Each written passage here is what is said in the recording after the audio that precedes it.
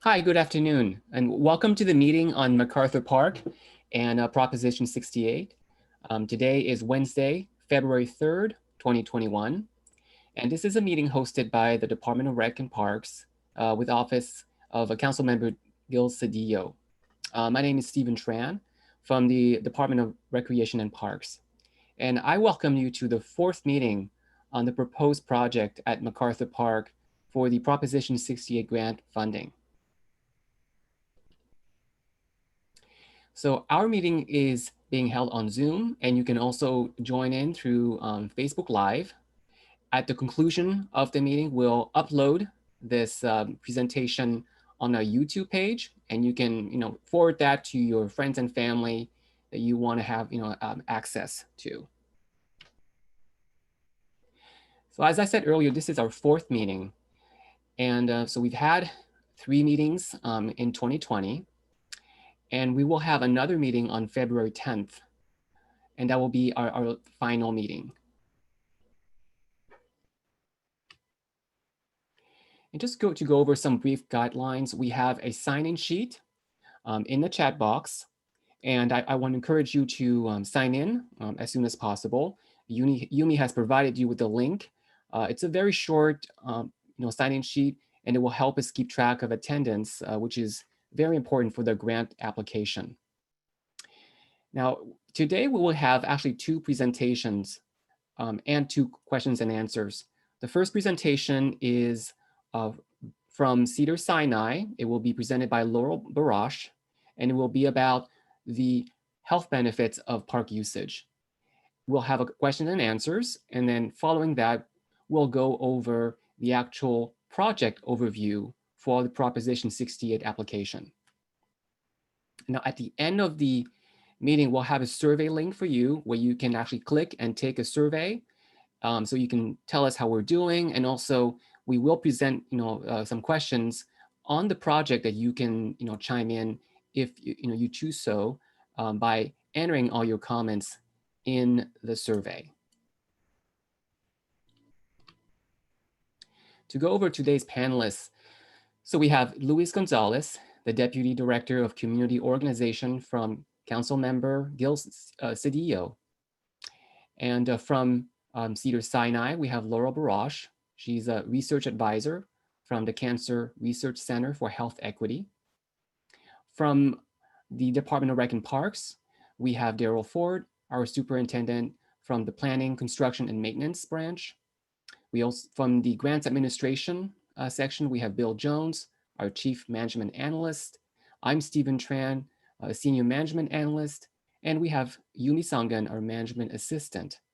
And translating for us today in Spanish is Jorge Rodas from Barbier, Inc. So just to go over today's agenda, we'll have an opening remark from Luis Gonzalez from CD1, followed by some community members. And then we'll go to our presentation from Laurel from Cedars-Sinai, followed by a questions and answers section.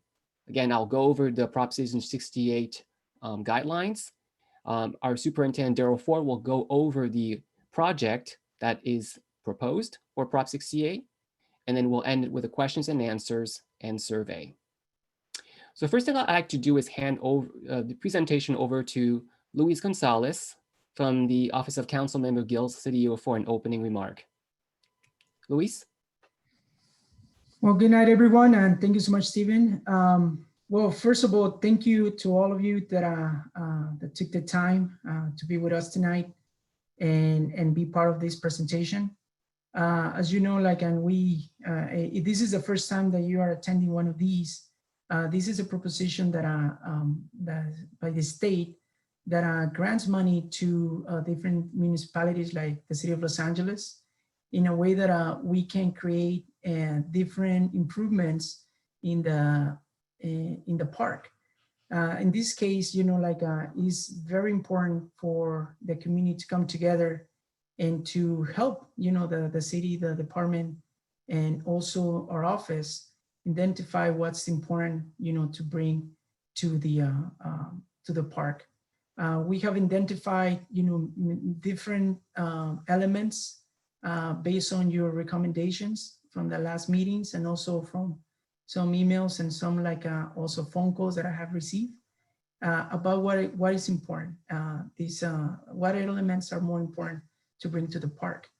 And we have identified at the end of the day, what we have realized is that the most important thing about the park is the families, is to be able to have something for the families, is to be able to have something for the kids, the children, green space. Westlake is a very dense community, very low income, and it's important for many families to have this park available to them. This is the only green space that they might have. They might not be able to afford to go to different other locations, but this is maybe something that for them, they can go there and they can have a good time. So that's the purpose of this. This is the purpose of doing all the work that we're doing, is for the families to be able to enjoy the park and to have different elements that they can feel safe, and also they can feel that they have, green space near them. Before I continue, I just wanted to acknowledge, and also if they want to say something really quick, a few people that I wanted to acknowledge is Daniel Morales, who is the president of the PAB, the Park Advisory Board. He's been a fearless advocate for green space, especially for here at MacArthur Park. And I just wanted to, acknowledge his presence here in this meeting. And he wanted to say a few words. Daniel? Do you hear me, Luis? Yes, we can hear you. Okay, yes, I want to say something in 30 seconds. I'm happy that see this project moving forward, because been serving this community for the last 20 years in MacArthur Park, and it's a lot of need of green space, especially right now during the pandemic. A lot of our kids are obese, so that would be a good opportunity to create something for them, for the families to get help. Other thing is, I'm so happy to see in this because the Olympics are really close to coming to LA. So all the families are waiting for these spaces to be using, and the beautification of MacArthur Park again. Thank you, Luis. So we have around million people supporting this project. Could be funny listening million people, but yeah, it's around 1 million people waiting for this in the area. Thank you, Luis.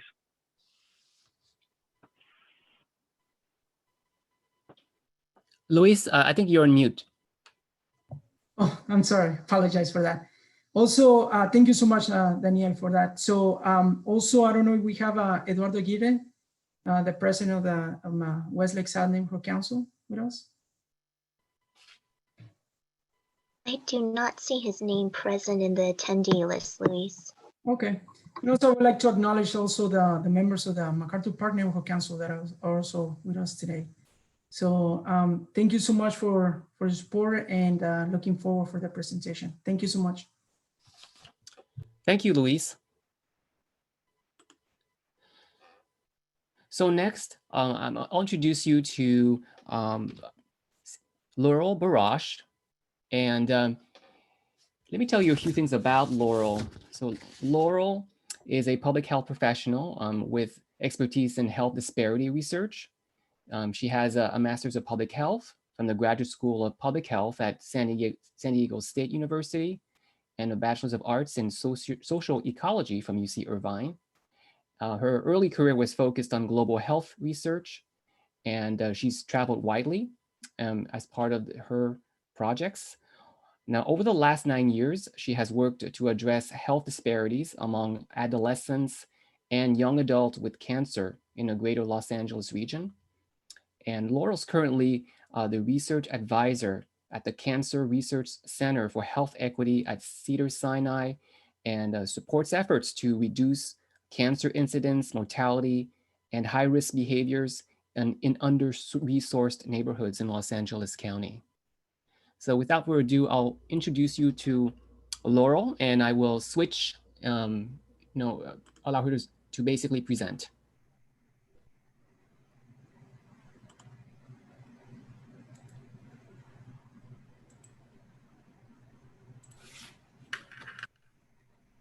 thank you for that introduction. And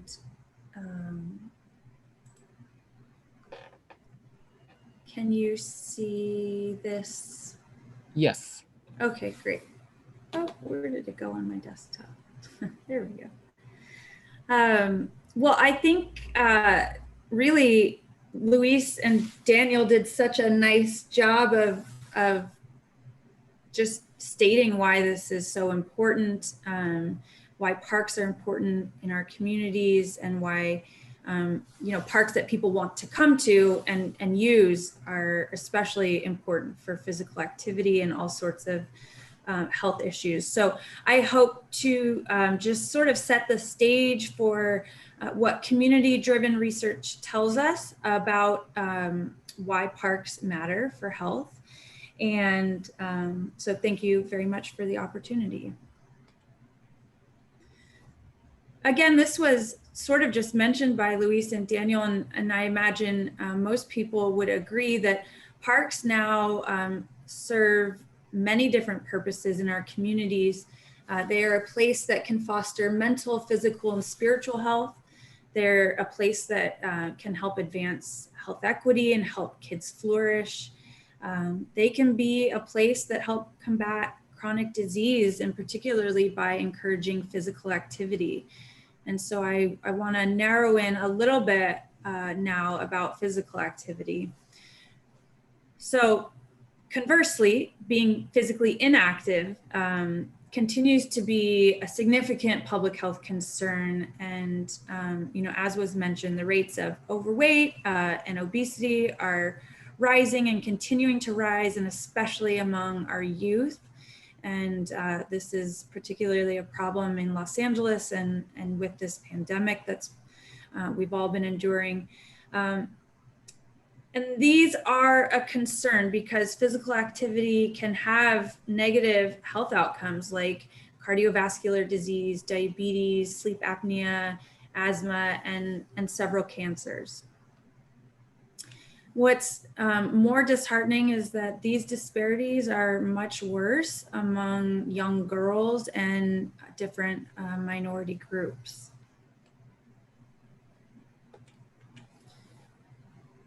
So when we look at what the benefits are of physical activity, and particularly on cancer risk, we know that being physically active can actually decrease your risk of several cancers.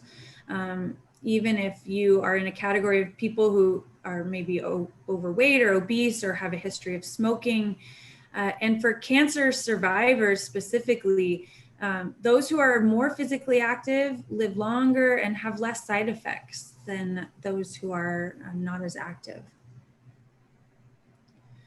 So with that understanding of why physical activity is important, I want to just take a moment and look into the research and see what it tells us about parks and how parks are designed to promote physical activity. So Deb Cohen, a colleague of ours who works at Kaiser Foundation, she has spent the last 10 years using this framework. It's called SOPark, where basically she and her colleagues go in and they observe parks, and they're counting the number of park users, they're recording what individuals are doing in the parks, and they were able to highlight some disparities in park usage, as well as identify the most popular features and the features of a park that really promote usage and also just activity. So we can start just by looking at disparities. Parks are used more by males than females. They are used the most by children and the least by seniors. So it's something that we need to pay attention to. We should be serving, all groups. Parks are used less in lower income neighborhoods than in higher income areas. And fear of crime is a prominent barrier to park use. And so something to keep in mind as we structure programs and rehabilitate some of these parks. So when we looked at what accounts for increased park usage, so we can see that larger parks attract more users. Also parks that are in higher income areas, which is sort of a fixed variable, but there are things that can be done despite that to increase park usage. And that is things like more facilities. So what types of things are offered at the parks, like playgrounds and structures. And, you know, we mentioned briefly, I think it was Daniel that said with the Olympics coming, you know, what kind of equipment can we bring in to help promote people to be more physically active? Supervised activities. So this would be things like strong programming, soccer, baseball, different activities, and activities that are inclusive of people of all abilities. And then lastly, on-site marketing. And so here we're talking about you know, brand, or how people are, you know, do they put up a banner? Is there sort of like this pride that is swelling from within a park? And that's something that tends to be contagious and to bring more people in. So we also know that parks with walking loops have more users, and that's particularly helpful for seniors. Over twice as many seniors were seen at parks where there were walking loops, and people tended to be just more physically active. And parks without loops were more empty during this observation. So when we look at playground elements, we know that this matters. We know that the type and the quality of playgrounds really matters. And so when you look at each additional element that has been introduced into a park playground, you can see that there is greater playground use. So things like balance beams or crawling tubes, spinners, splash pads, all of these things really do matter when it comes to engaging particularly our children in physical activity. And this is a really exciting opportunity, I think, as the Olympics are coming, to introduce new types of activities and sports. Here are just a couple of photos of some of the equipment in our communities that you know, are nicely done. And then lastly, through this SoPark evaluation, we were able to, or more Deb and her colleagues were able to identify that fitness zones also increase park usage, but it also depends on their placement. And so they work best when they're clustered together, and they can really make an impact on the number of people who are using the park and the levels of physical activity. So with the understanding of the importance of physical activity and what research tells us about how parks are designed, I briefly want to just highlight an example, an initiative that we are undertaking at Cedars-Sinai to bring all of these together. And so if you sort of zoom out to the global scale, what we did is we took the World Health Organization's Global Action Framework on Physical Activity, and we used that as a way to structure our initiative. And what that framework suggests is that you use these 4 key areas: environments, societies, people, systems, to really work together in a multi-sector, multidisciplinary way. And to me and to our group, we know that parks sit at the very center of all 4 of these things. So the initiative that we are leading at Cedars-Sinai is called Shine LA, and it's a 10-year project that's linking to the 2028 Olympic and Paralympic movements. And it's really harnessing that, that energy and that effort to increase physical activity, and particularly among youth and different minority groups in underserved areas. So this collaboration is with the Department of Rec and Parks. They're really an integral partner with us. And we are also working with Art Center, who helped and will continue to help design some of the graphics, Discovery Cube, Garmin, and Stanford as a research partner. So this is just a sort of mock-up of a potential signage that will go around Los Angeles as we lead up to the Olympics. So the project really hopes to answer a few key questions at the end of it. And at the end of it is really 10 years plus. But we want to, empirically understand with evidence, how can we promote physical activity in a diverse population and of people of all abilities? How can we harness the power of community to improve our children's physical activity and mental health? And then how can these changes be sustained beyond the Olympics? So this is a 4-phase initiative, and I won't go into too much detail here, except for where we are currently, which is phase 1. And this is sort of the formative activities. And prior to COVID, we were in we were in 7 different rec and park centers across the county, and we were interviewing staff, doing some interviews to understand how the diverse communities use their spaces for physical activity and recreation, and we were getting some really amazing information. The next phase was then to move out to some of the community partners and the neighborhood councils, the park advisory boards, the local police and school and businesses. And unfortunately that was put on pause due to COVID, but as soon as it's safe again, we are looking forward to picking back up on that. So as I mentioned, this is just phase 1 of this initiative.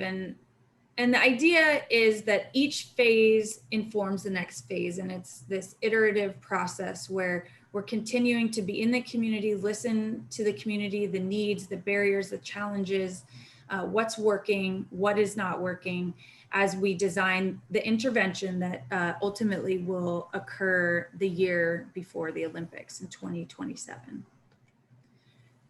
So briefly, some of the things that we heard from our first part of phase 1, people just generally want to know how to best get girls more integrated into sport. There also needs to be a holistic approach, especially in lower income communities, and recognizing that a lot of these parks aren't just places for people to go and play, but they can serve as a place where people get child care, or a food source, or any number of tutoring for after school care.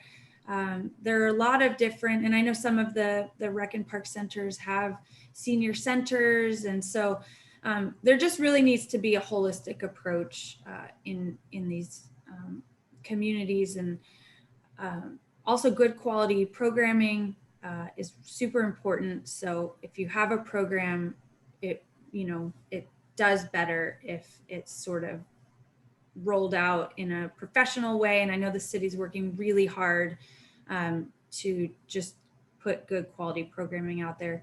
Harnessing youth culture, promote safety is another really important thing that we heard. And so all of this can be done with partnering with all of the local partners that are already really, so involved in these different communities. But I think we at Cedars and our group and our collaborators want to know, how can we strengthen this? And I think part of that is really getting the information out. What are we hearing, and then relaying it back to the community. So that's where we are today.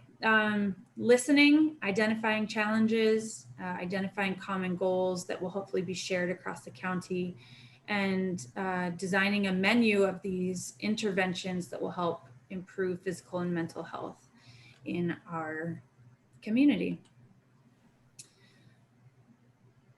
So I hope in brief, I was able to give just a short overview about what community-informed research tells us about why parks should be well-designed and be spaces for people to not only have fun, but find mental, physical, spiritual, and social connection. And I think there's an incredible opportunity here with Proposition 68 to expand and renovate parks like MacArthur Park.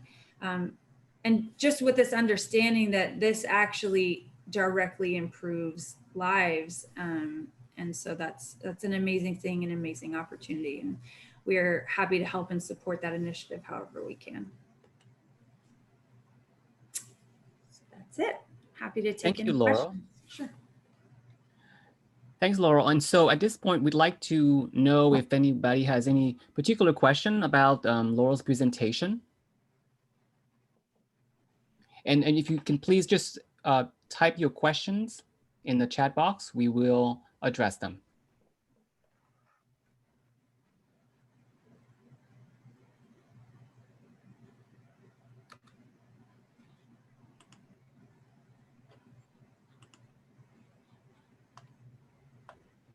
Okay, I don't see any questions at this time. Okay. I just would like to thank you, Laurel, very much for being here and giving us your research and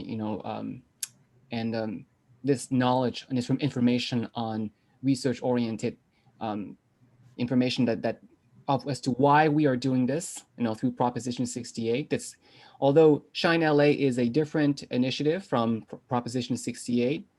This provides us with an important context on why we are proposing this project to the community. And actually next, in our last meeting on February 10th, we will be joined by Dr. Grisham from Cedars-Sinai, who will also provide us with a presentation. So I will return to tonight's presentation on Prop 68.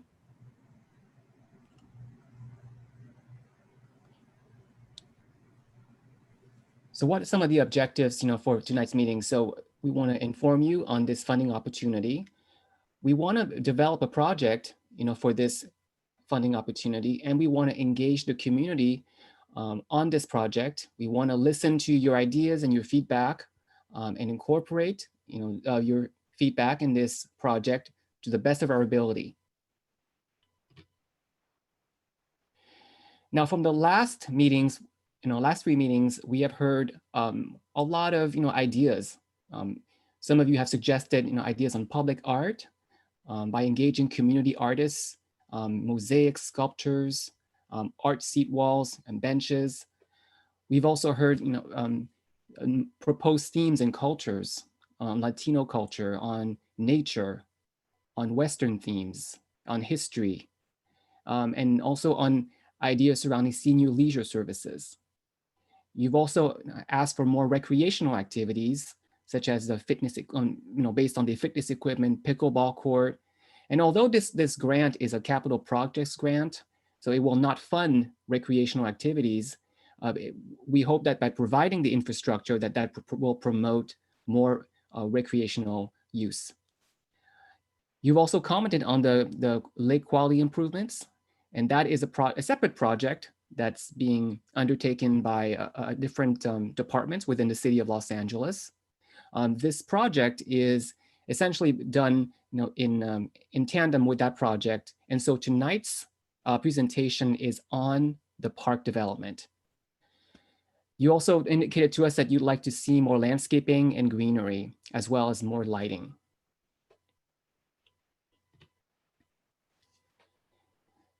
Now, what is Proposition 68? So Proposition 68 was passed to create new parks and new recreational opportunities in critically underserved communities. It was passed back on June 5th of 2018 and approved by 57% of voters. This is now the 4th and final round of Proposition 68. And all the agencies are competing for $395 million in this final round. This is a competitive grant, which means that we are not guaranteed. We are applying. We feel that this is a strong project, and the maximum grant award is $8.5 million. We have to submit this application by March 12th of this year. So March 12th, 2021. Now, should we be awarded a grant, the project must be complete by March 2025.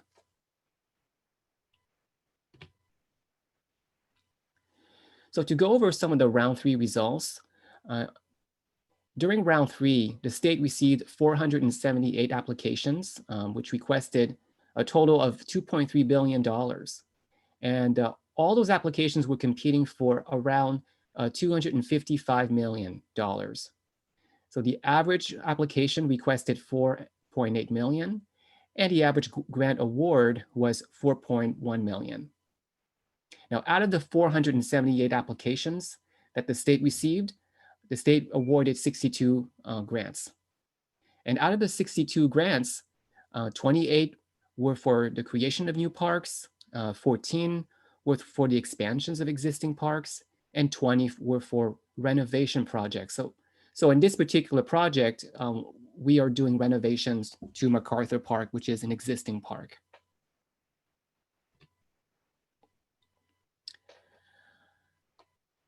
Now, to be eligible for Proposition 68 grant funding, as I stated earlier, all these projects must be capital-based projects. So, for example, playgrounds, fields, athletic fields, pathways, restrooms, public art. And Daryl Ford will go over the proposed project tonight. Now, all these applications must meet at least one of the following criteria, within 1/2 mile of the project.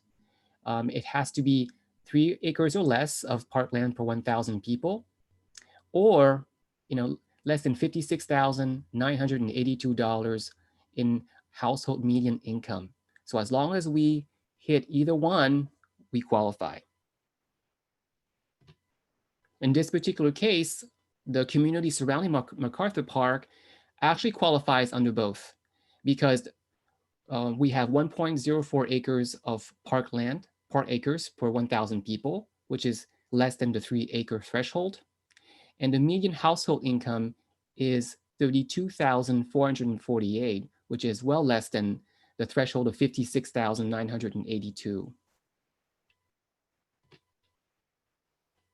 So at this time, I'd like to introduce you to Daryl Ford from our Rec and Parks Planning, Construction, and Maintenance branch. And Daryl Ford will go over tonight's proposed project at MacArthur Park. Thanks, Stephen. Hi again, Daryl Ford, Recreation and Parks Planning, Maintenance, and Construction branch. So just want to start off this part of the conversation, just again, a really brief recap. I'm sure that we're all here in this meeting familiar with the lovely MacArthur Park and the many amenities that it provides for the community. So this slide's just laying out a few of those things that we know are available at MacArthur Park, of course, starting with the lake and the community center, the amphitheater, the Levitt Pavilion. We know that MacArthur Park has a synthetic meadow, a synthetic play surface that's located on the north side of the park.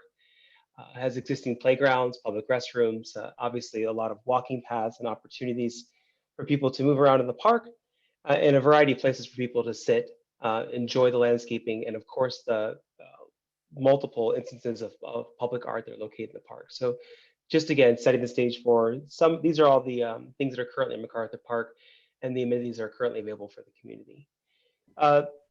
Moving forward, the next slide just kind of goes into, as Stephen had talked about previously, this is just to show that, there are things the city is working on in MacArthur Park. There are a couple of projects that are already planned and funded and moving forward. And this slide's just to sort of, again, bring that context that the city continues, as it always does, to invest in facilities. So the first project highlighted here is the replacement of one of the existing playgrounds that's located just west of the Recreation Center building. This is what we call the lower playground. That's a project that's been fully funded and actually will be initiated relatively soon. If you're familiar with that playground, it's a very old playground structure with a lot of sand around it. So we're looking forward to updating that to a new modern playground. And actually, we'll talk a little bit more about playgrounds in just a moment in the presentation. And the second project, just to highlight again, as I'm sure everyone's familiar with, is the MacArthur Park Lake Rehabilitation Project. And as Stephen had noted earlier, that's a project that's being implemented separately by our colleagues over at the Department of LA Sanitation and the Environment. But it is going to be a critical upgrade to MacArthur Park. So the project is funded already with $20 million in funding from from the county, from the stormwater program. So that's a great project that we understand will be kicking off soon. So just again, this slide just to show that the city is continuing to make investments in MacArthur Park and has already secured resources to make some of these critical infrastructure upgrades. So let's talk about the round 4 scope of work. And we've discussed sort of the department's ideas and the community's ideas for some work in and around MacArthur Park. So just briefly to walk through it, as Stephen had noted earlier, really what we're trying to work from is a competitive scope that we think will get a favorable review from the state and has a good opportunity to be funded, and one that focuses on some of the issues at MacArthur Park that we think we can try to tackle with some capital funding. So the scope here is made of essentially 5 key components. One is the renovation of the Wilshire Boathouse entry. So this is the entry of the park that's located at the corner of Wilshire and Alvarado, the southwest corner. As you know, there's a parking lot that's there, some pathways, and really that portion of the project is looking at making some critical improvements to make that corner more welcoming and opening.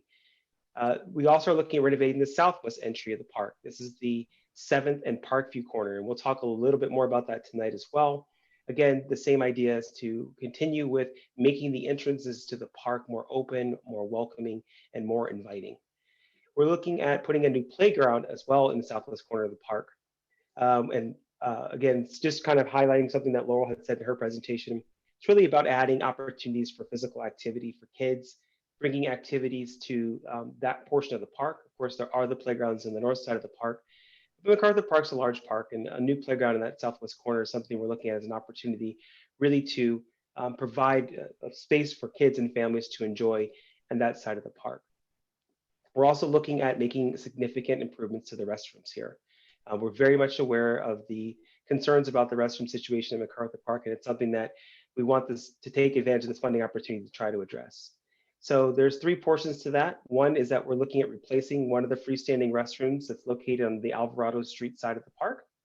And we're also looking at adding 2 new freestanding restrooms, one which would be located again on the southwest corner of the park, so really as a part of a total reinvigoration of that corner, and another new restroom would be added closer towards the Levitt Pavilion.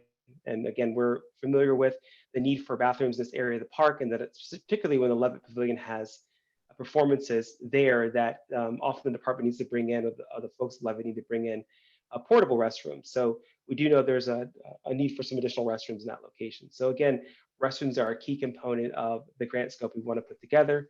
And then lastly, but it's certainly not least, is overall improvements to landscaping in the park, focusing on these key areas, as well as lighting upgrades. We know that lighting is very important, both for the context of making sure people feel safe and secure in the park, but also to give folks the ability to enjoy the park later in the evenings, like times like this in the winter when there are more opportunities to be in and around the park. So those are the key elements that we are looking at as the scope for this Prop 68 application for round 4.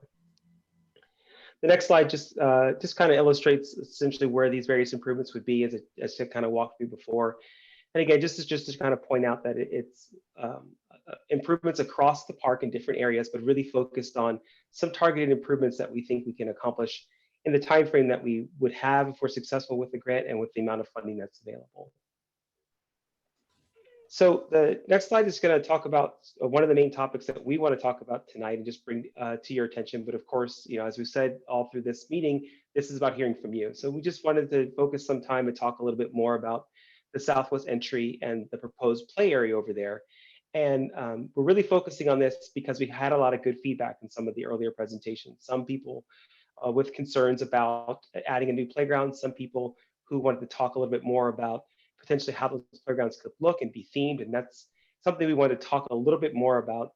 Some of the things that we can do in our playgrounds to make them more inviting and opening for families and kids to use, to provide a lot of those activities, again, that Laurel talked about that are designed to promote physical activity and give you that variety of play elements, but also, again, just to make the park an overall welcoming space. So we wanted to spend some time tonight to talk a little bit more about themes and playground options, and just, again, try to spark some more dialogue about some of the things that you would be interested in having in your park as we look at reinvigorating the southwest entry over here. So the next slide, we're going to talk a little bit about sort of context. And And these are just, I mean, of course, these are images of MacArthur Park, our recreation center building, the Levitt Pavilion, one of the restrooms, just again to talk about how a lot of the ideas that we have are about fitting projects into the existing context or themes that are in the park. And we know that this community has undergone a lot of change over the years. So one of the things we always want to be cognizant of is making sure that any new improvements we're doing really fit within the spirit and the theme of the park as it is, but also are reflective of the community that's there.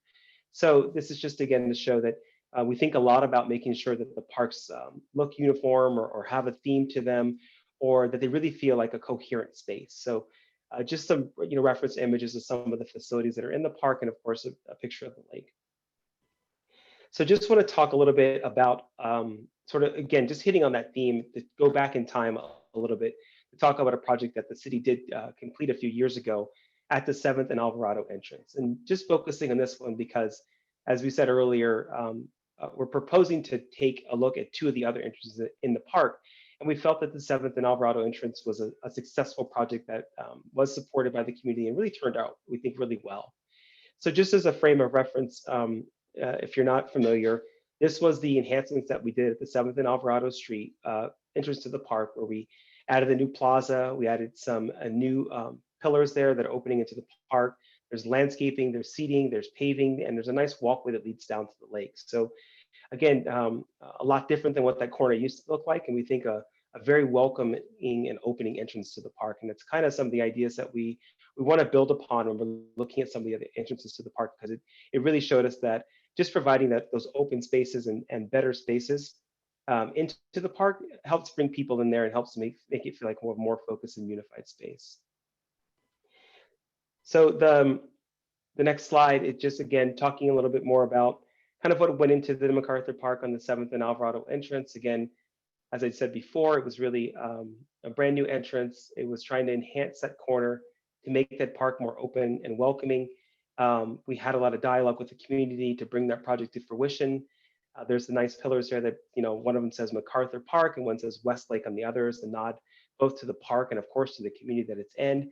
And they provide a really good framing and entrance into the park. So there's a lot of things we can do with physical improvements in the park to make the environment of the space more enjoyable, to make the park feel like a better and more coherent place to be. And then really what was important to take away, I think, from all that, which is what we want to keep repeating to everyone tonight and as we move our projects forward, is that design took into account some of the historical context of the park, as well as, of course, what we heard from the community is their desire to make sure that we're showing some cultural, understanding the cultural expression of the local demographics and local communities. So the goal of that design was really to enhance it, but also to be sensitive, right? And to be understanding of what everyone else thought and felt about the park, how they use the park, and try to design an entrance that was reflective of all those things. So really what we're trying to focus on and talk about is that we recognize that improvements can be done a variety of different ways, and it's good to try to develop themes or designs that are reflective of what the community wants and their input, and what the community is like and how they use the park. So just bringing that up as a reference point of some of the work we had previously done on one of the entrances of the park, and we'd love to try to repeat something similar in the other entrances, which again is to have a holistic community process if we're successful in getting funding for this project, to really develop entryways and pathways into the park that are reflective of the community's desires and really give the park a focused identity. So moving on, just again, like I said before, just focusing on the southwest entry of the park. We wanted to talk a little bit about themes and a little bit about options and a little bit about some of the different elements that can be done. Again, this is all just to spark a discussion and a conversation with you tonight and with the broader community about different things that could be done if we're successful in receiving funding over here. So again, this is just the park view corner of the park. So this is again the southwest corner at Park View and 7th. This is just kind of an image just showing a little bit closer into this portion of the park. So the next slide is we're going to have a couple of slides here just to talk about, again, children's playground equipment, because as we said before, one of the scope items that we're looking at for this southwest entry is the addition of a new playground to bring, again, opportunities for kids to have more physical activity in this sort of the park, this portion of the park, to bring more families and more space and activity over here, and really see if we can do something to help invigorate this corner of the park and make it more welcoming and accessible for everyone. These images are just reference images, and these are just to spark this conversation. So these images are to show you some of the different things and different unique ways that playgrounds can be built through the number of the vendors that we have and folks that we work with. There are a lot of different things that we can do with playgrounds. These images are not designed to tell you that this is what we'd like to do. It's just designed to tell you that there are a lot of different things that can be done theme-wise for playgrounds, for spaces, to really help the community, sort of the playground have an identity for the community. We're looking at the bench side. I think there was, sorry, Stephen, was there one more slide on the playgrounds? There we go, yeah. Just another image of again, more playgrounds. And these examples you'll see here, these are playgrounds that have more climbing features or ropes. They're designed to be more interactive, give kids different opportunities to sort of make their own way through a space and explore a space. And these are examples that are shown from actually installations in our parks. The one on the right is an installation that we did as well. But these are just, again, to show you that there are a variety of different ways to do playgrounds and play structures, both with themes, but also with different types of play elements that can bring different activities into the play space itself, and also give the children an opportunity to have different kind of play experiences and interactions within the park. Again, with all around the theme of trying to promote physical activity, but also to, again, bring overall activity to the park. So the next couple of slides are just to kind of talk about some of those amenities that go in and around those playgrounds. And again, if you're familiar with the 7th and Alvarado entrance, there's some unique benches that are there. These are just some other examples of different types of park benches that can be done in our parks, different details that can be done, different types of seating arrangements that can be made. So again, not to promote a particular type or kind of seating, it's just, again, to spark the conversation of, are there different things that appeal to the community? Are there different ideas that you may have about these spaces? And this is just to show that there's a lot of flexibility. This is not something that is really limited in having to be done one way or another, that there are a lot of opportunities to make sure the spaces are reflective of what the community thinks and wants and needs. And then again, the next slide is just some more reference photos of different examples of kinds of park benches that can be installed in different environments. So again, just designed to elicit conversation and dialogue, and really to let you know that there are a lot of different options and ways of implementing these types of improvements to encourage folks to use the park, encourage folks to enjoy the park, and to make sure that your experience in the park is open and is welcoming, and it, again, is an enjoyable experience. So these slides are, again, designed to show that there are a lot of different options for things, for park benches and the amenities that go around in play spaces, or even in the open space areas or along the walking paths. So really, it doesn't have to be exclusive to being around the potential play space or even on the southwest corner, but just an opportunity to talk a little bit more about some of those sort of on the ground features that are really, when you're in the park and you're sitting on a bench, the comfort of that bench with the look and the feel and the space that it has, that really plays a little bit into if you can enjoy the park. So these are just some of the things we wanted to bring to your attention tonight, to talk about, different ways that we could address potential options for playground equipment or opportunities for kids to play, and different ways that we can enliven the space in and around either playgrounds or other places in the park to provide better opportunities for people to be able to enjoy their time in that space.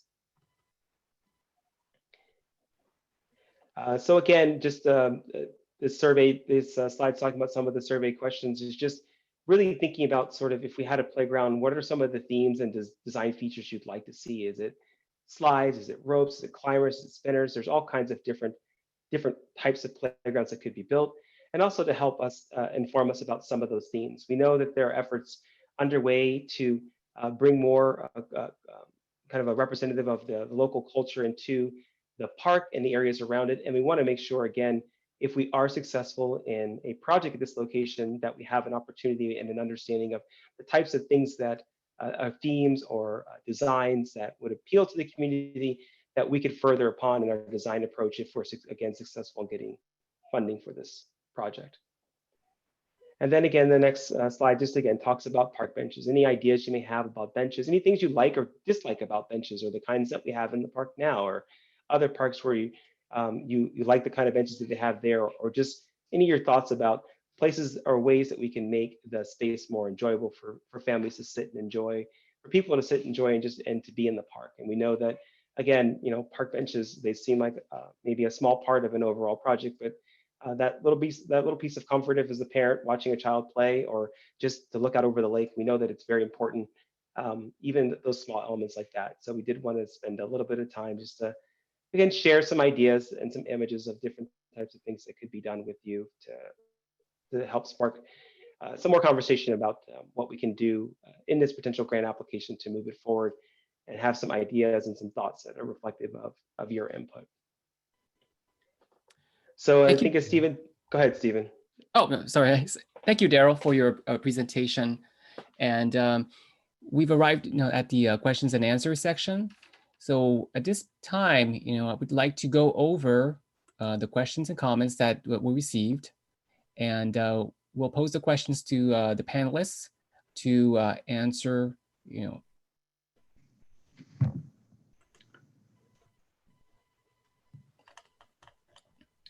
Stephen, before we go into that, I think there was like a couple of questions in the chat that I think that it will be worth seeing if we can have an answer.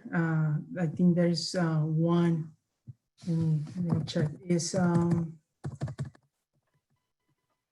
Lawrence Frank, and he's basically asking about if the Proposition 68 money will help conserve and potentially interpret the public sculpture that are currently in the park, and if there is going to be any public art in and around the park.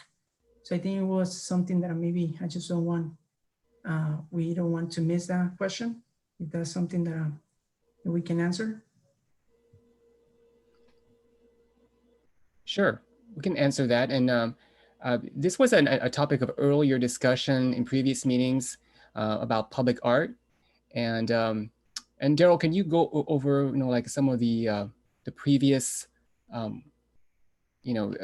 discussions on public art? Sure, Stephen, I'll jump back into it. So as Stephen had noted, yes, some of the earlier meetings we had conversations about public art, and that's one of the key things about the Proposition 68 grant. They want to make sure that we have included an artistic component into the design of the project that we're moving forward. It could be as simple as a freestanding piece of artwork. It could be a mural. It could be maybe a design element we do in a bench, say like a mosaic tile bench. There's a variety of different ways that art can be integrated directly into the design of the park elements, or as a separate freestanding portion of the project. So certainly if you have thoughts or ideas about different types of ways that we could approach, maybe artistic seat walls or benches or opportunities you think for mosaics or potential other opportunities in the park to add art, that's certainly something we'd love to hear, because that is a key part of the Prop 68 grant application and would help make our overall application much stronger. And I think as everyone's familiar, there's a lot of art, different kinds of art in MacArthur Park. So of course, it's a place where we've had art for a long time. There's even been, temporary art installations that have happened. I'm sure many are familiar with when we had all the balls in the lake, which was a temporary exhibit that we did. But this again, Prop 68 is looking at permanent opportunities for us to either integrate art directly into our design elements, or again, are there different places that we can make spaces available for future mosaics or future art or future things that could be put into the park. So we would love any suggestions you may have about that. And certainly it's something that will be critical to our success of our application. So art is very important portion of this project. Thank you, Daryl. And as stated earlier in one of the previous slides, we have received numerous suggestions on the types of themes and public art you'd like. We've had multiple discussions actually, during these Prop 68 meetings at other parks. And should we be successful in this grant application, we will partner up with the Department of Cultural Affairs to, to implement any public art component to the park. So just like to go back and address some of the comments. There was a comment on gentrification, displacement, and inequities. And I'd like to know if Luis, if you can just comment on some of the issues. Yeah, of course. I mean, like, and before I answer that, also before we missed that one too, the idea also the basketball court, right? That is something that many community members have been like bringing up the idea of bringing a basketball court also to MacArthur Park is something that also could be important. And I know that basketball is a very important sport in the community. And I think that is something that I could be explored. But basically looking into, you know, the issue of gentrification, I think that this community, like I said in my opening remarks, they deserve, you know, like a safe, clean, and all the elements that you can have of a top-notch park, right? And in this point, you know, like this is what the community deserves. This is what the kids deserve to have as many elements as possible for recreational use. It could be in a synthetic field. It could be in a way of a playground. It can be in a way of having a basketball court or any other elements that will bring families into the park. And that's basically one of the main objectives of this. So in looking into equity and everything, and we look into the green space that we have, very limited green space in the community, this is it. MacArthur Park is one of the few green spaces in the area. And I think that by improving it and bringing more elements, we are addressing that issue. We're addressing that issue of equity. We're addressing that issue of bringing more elements that the people deserve in the community. So that's the whole reason we're doing this. And that's the whole reason why we want to bring more elements to the park so we can have a better park for them. Thank you, Luis. There was also another comment on, you know, on restrooms, which in terms of girls' participation, the Department of Rec and Parks does have initiatives that you know that address the inequities in gender, and so there's programs such as Girls LA that really you know promote physical activity and recreational activities for girls. Can Prop 68 money all help conserve and potential? Okay, so that's the one that you were mentioning. I'm just going down the list.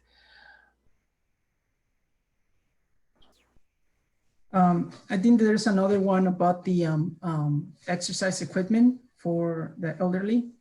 And I think that's also that was already addressed, is one of the main elements, components, you know, with this. Again, bringing the families, bringing the seniors, you know, like into the park is also very important. So I think there's another one on if we can have a tennis court, right? I don't know what the feasibility of that is. I don't know if Daryl can talk about the feasibility of a tennis court.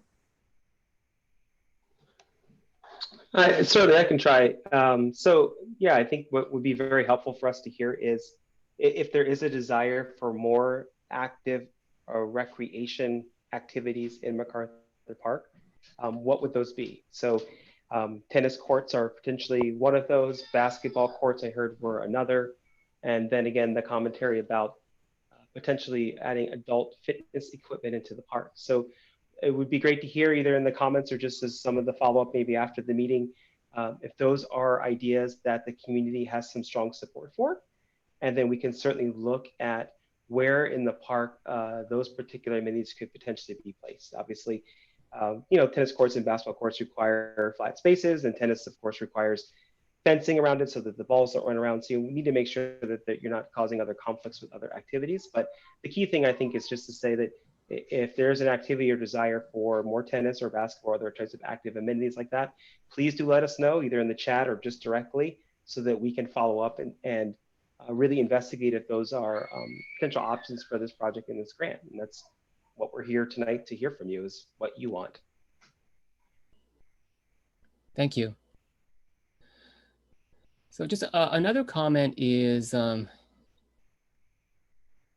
guess the idea of having a third playground and whether or not that's a good idea. Okay, Can we talk about, like because I guess the safety was an issue about the intersection of Parkview and 7. Can you talk about a little bit about how, like the design will help the safety? I guess it has an issue, the safety of the kids. Sure, I can dive into that. So certainly, as if again we're successful in receiving funding, a key part of the design is always the safety element. And a lot of times, if the playground location is too close to potentially traffic or street traffic or even traffic inside the park, we will put up fencing. And I think kind of a nearby example is to look at the playground spaces that are over in Lafayette Park, just to the west of here, and how those are fenced off. And Lafayette Park's a little depressed from the ground level, but fenced off on the Wilshire Boulevard side. So certainly, sometimes what we'll do is fencing. Again, as a parent, sometimes kids they'll move around. They're having fun. They'll keep moving, but we can certainly do different design elements in the playground to help keep the kids into the contained space, to kind of provide a nice enclosed area where kids can have fun and feel safe, and parents can feel safe too. The other thing to kind of focus on there too is certainly the idea would not to be to have the playground immediately up against 7th or Parkview.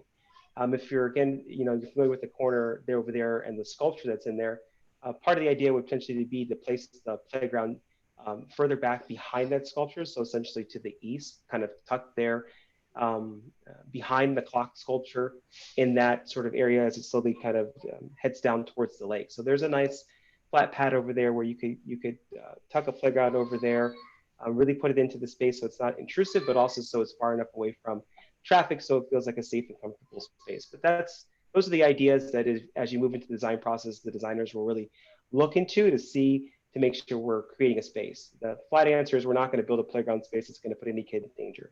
So we'll do all the things we need to do to make sure that it feels like a safe and welcoming space, and we can use the terrain and layout of the park, particularly in that corner, gives you some opportunities to further explore with the community ways to do that. Thank you, Daryl. There's another one, whether or not the benches would include an armrest. Again, that's what we're here to hear. Is would you prefer the benches that have the armrest? I know that sometimes there are armrests or breaks and benches as deterrents. I hate to say, to stop people from laying down on them, but the focus here is what would you like? Do you prefer benches with arms, without arms? Again, that's what we'd like to hear. So the answer is there's not a fixed decision on what that would be like, but we'd love to hear from you more. What are your preferences for seating areas? And just to add to that, when we had a number of series of slides on the types of benches that are available, and you can certainly go back to those slides, when we post on our YouTube page, and just select, whichever you feel is more appropriate, and just let us know in our survey. Yumi, we've had a number of Spanish questions. Would you like to actually, say them out loud? Yes, I can address one of the first ones from Margarita. It reads as so, and it's basically advocating some suggestions. Maybe place a kiosk where you can sell water or snacks. A tennis court would also be nice. Maybe a skating place for the young. Or also exercise equipment for the elderly.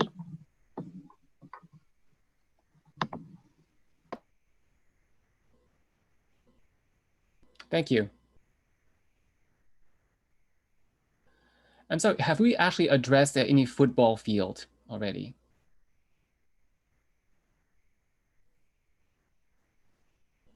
I don't think we've, let me ask this one. Football, soccer football, or football, American football? But either way, I don't think the question's come up, but I think the answer is just, okay, I see it now, thank you. The answer is that it hadn't come up, but again, that's something to bring up. The one thing I would just say is that, remember the context for MacArthur Park and the space that's available, the flat area that's in the park would be on the north side, north of Wilshire, where the existing synthetic play space is, and where there's a playground to the west of it in Lease 11 Pavilion. So certainly if there was a desire to look at space for American football, that would be the location. We would have to do, the measurements and the work to figure out what can fit there. Obviously, American football field takes up a lot of space, but if there is, again, some desire in the community's part for us to further investigate different opportunities in that portion of the park for different activities, that's what we want to hear. So we'll note that the desire for American football, but we'll certainly can take a further look at the north side of the park if there's additional comments about different opportunities to bring more active recreation to those spaces. Thank you.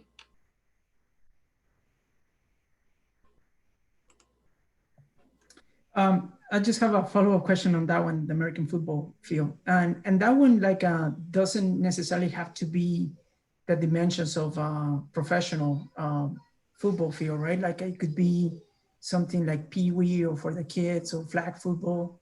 Is that something that, it will be easier, to accommodate within this space? Those are all things we certainly would have to look at. I mean, again, as a lot of people who are familiar with sort of the history of that synthetic space that's in there now, which took a long time, I know, to come to fruition. That was designed to sort of try to meet some of that need, to provide a little bit of space that would hold up to all the activity that happens in the park. And it really was a response to the space constraints within MacArthur Park, because you have different terrain challenges and you have, a lot of mature trees. But I guess the shortest answer is those are things we can further look at, sort of what would happen in the different space allocations and what kind of space can you really carve out from that lower area in the park if that's the location for additional active activities. Thank you. Yumi, do we have any further translations for Spanish questions?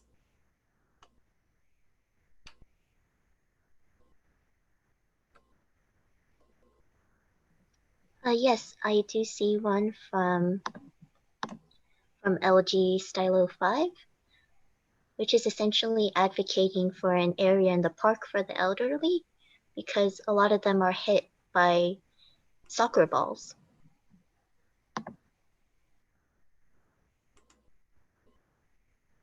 Okay, thank you.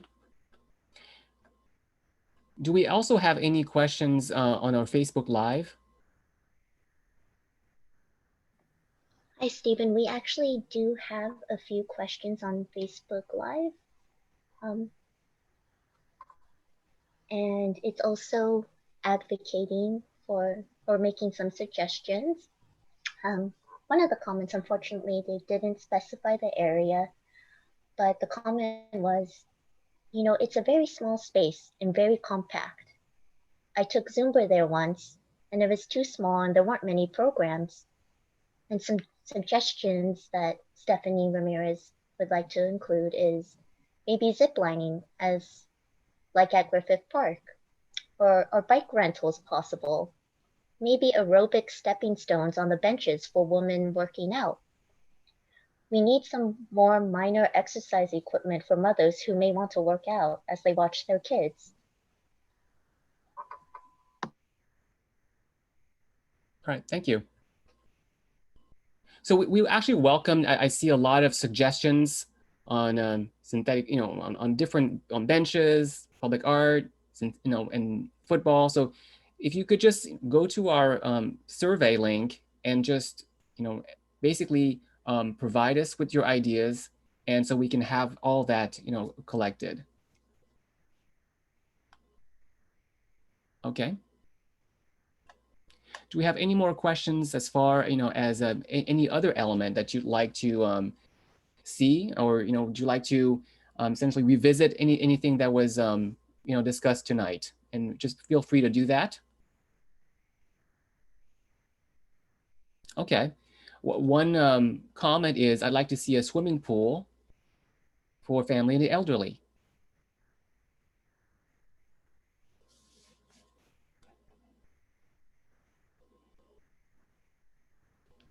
Sorry, Stephen, did you want me to address that one? Oh yeah, sure. If you can, I know it was asked before. Oh yeah. So yeah, that question did come up before, and the short answer is a swimming pool would exceed the amount of funding that's available under this grant. So if we were to apply to include a swimming pool in the scope of the project, we would have to have identified the necessary matching funds for it. So again, based on the timeline that you'd have for this grant, essentially 4 years to complete the project, you would need to be substantially already in design for a swimming pool and have other funding that secured for that in order to take advantage of the Prop 68 program for something like that. But we have heard the commentary about additional aquatic facilities in this part of town. Thank you, Daryl. So we have, several more Spanish, comments. Yumi, so if you want to chime in on the Yeah, idea. so oh, I'm sorry about that, Stephen. Another comment from LG Stylo. Just again saying how important it is to put a fence around the soccer area because, several people have been hit by flying soccer balls. Thank you.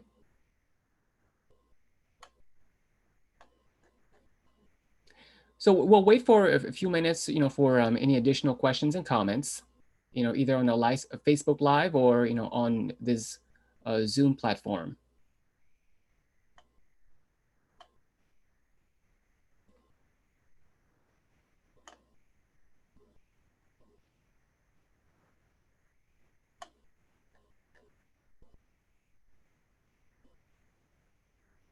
Another comment was a ballroom dancing for funding and celebrations.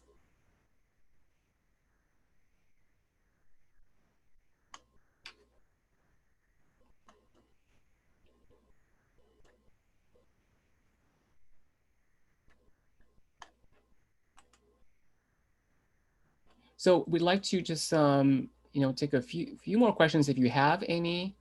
Bring the boat house back and the boats.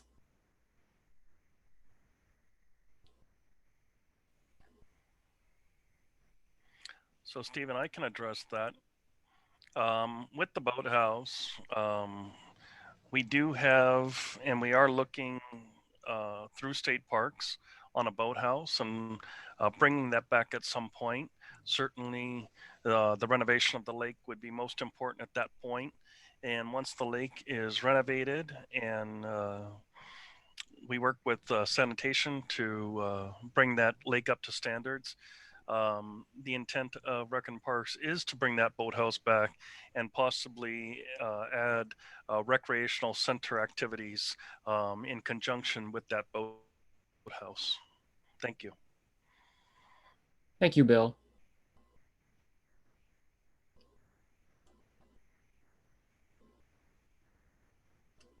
Yumi, you have any more translations for Spanish? Another comment from LG Stylo 5. Again, just advocating the importance of clean water for the lake and improvements for the lake. Thank you. So, during the presentation, Daryl had mentioned that there's a lake rehabilitation project going on that is essentially being, undertaken and implemented by the Department of Public Works. And so thank you very much for that comment. The focus on tonight's meeting is actually the actual park that would be adjacent, but we welcome your comment on your concern about the lake. Do you have any barbecues? Oh, go ahead. Sorry, Stephen. My apologies. I didn't mean to talk over you. I just wanted to jump in here and just make something else clear. Just if we did a good job of making it clear before. That lake project, though it'll be implemented separately from this, the idea is not that they're going to be implemented in silos. Like we're not going to speak to each other, or the projects are going to be working in conjunction. We'll be working very closely with our colleagues over at LA Sanitation and Environment as they move that project forward, because beyond the lake improvements, they will be making other improvements in and around the park. So our hope here is that holistically we'll be able to move forward through separate funding sources with making sizable improvements to the park.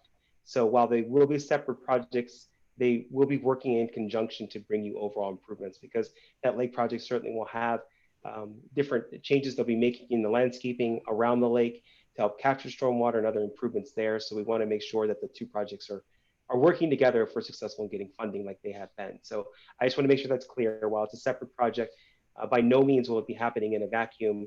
That would be separate from this effort if we're successful in getting funding for it. Thank you. Another comment is to have barbecue space like 3rd and La Brea Park. And thank you for the comment about providing jobs.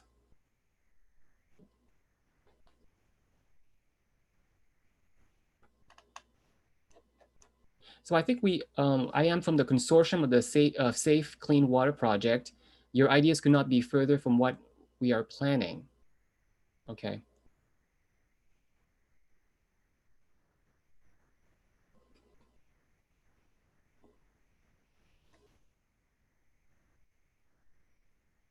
Does anyone have any more question at this time about the project that was presented to you tonight? Stephen, I would just like to remind the community that this is an opportunity for Prop 68 funding, which is improvements to the park itself. As Darrell has pointed out, the lake is being addressed through other grant funding sources and with the Bureau of Sanitation under the Department of Public Works. And while we work closely with our sister agency within the city, this grant opportunity really is for the green space at the park right now. So I just wanted to make that, leave that as a reminder to everybody. Thank you, Bill. We also have a comment on providing bright lights around the lake that we had indicated before that there would be lighting around the lake. Dale, would you like to comment on the bright light aspect of those proposed lighting fixtures? Yeah, I guess a simple comment would be that was one of the grant elements we're looking at in the scope is general lighting improvements around the park. So again, if we're successful in getting the funds, we'd work to determine where and how to do that lighting to, again, make sure it fits within the look of the park, but also, again, is making the environment feel safe and welcoming. And again, given the implementation of the sanitation project and changes that may be made around the lake edge as a part of that project, the idea would be to work coherently with that effort to make sure that we're kind of getting good bang for our buck through these public dollars and bringing well-needed improvements. But yes, we definitely want to try to address the lighting, as much of the lighting as we can in MacArthur Park. Thank you. So Yumi, I see a Spanish question from LG Stylo. Yes, and this is also another related to the lake. Around the lake is very dangerous for children and the community in general. Could we think of maybe installing a small fence?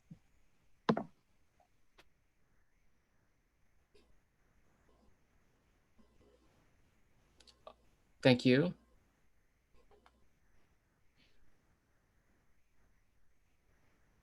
Any more Spanish questions, Yumi, or comments?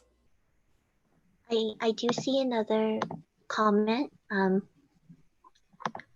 where, it is in reference to lake quality. And their suggestion is perhaps adding little floating islands or, possibly more filters to help with the lake quality.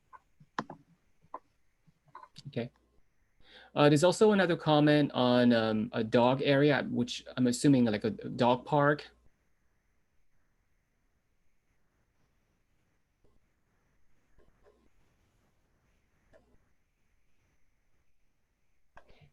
Hey, Stephen, it's Darrell. I see the dog park comment as well. I don't know who made the dog park comment, but if you have a particular idea about a dog space that you, an area in the park that you think would be appropriate for that, it'd be good to just drop it in the chat or something so that we are aware of what your ideas would be for that, for a dog space. That'd be very helpful. Thank you. Thank you. So is there any more question on Facebook, Yumi? No more questions, but a parting comment is, yeah, a swimming pool would be nice. Thoughts? Okay, I think we've answered that earlier. A swimming pool would take would take longer than the grant period would allow, and also would inflate the budget to a to a degree that we wouldn't be able to provide the other amenities And also keep in mind that the actual grant award has a maximum of $8.5 million. And the state has provided us with feedback as far as how how it would determine successful grants. And this is a grant that essentially is an all or nothing grant, which means that if the state comes by and does a site visit and feels that certain elements are appropriate, but certain elements are not, then the state would not be able to provide a successful grant award. So as that was discussed tonight, we have to be cognizant that the actual recreational features are both feasible in terms of we are physically being able to implement those features and that they are safe, as well as financially and logistically feasible as well. That in particularly when we talk about the actual grant guidelines, as I just went through in the earlier slides.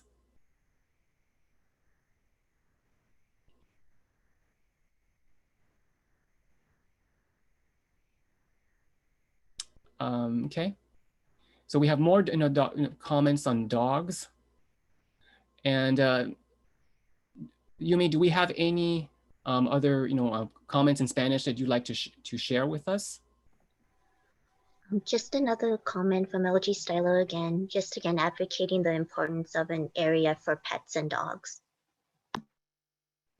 Thank you. And I'd just like to remind everybody that this is one of a very spirited discussion and conversation that we've had tonight, and you are bringing forth a lot of ideas and comments, and we welcome those. And please, if you have the time, please go to our survey and complete our survey and provide your comments there so we can collect them. And at this time, I see that we don't have any more questions, and so I'd like to invite Luis Gonzalez to provide us with a closing remark for tonight's meeting. Well, thank you, and thank you everybody again for connecting tonight about this meeting. I just want to address something really important that was brought up. This is something that like Daryl said about the park, right? The park itself and bringing elements, as many elements as possible.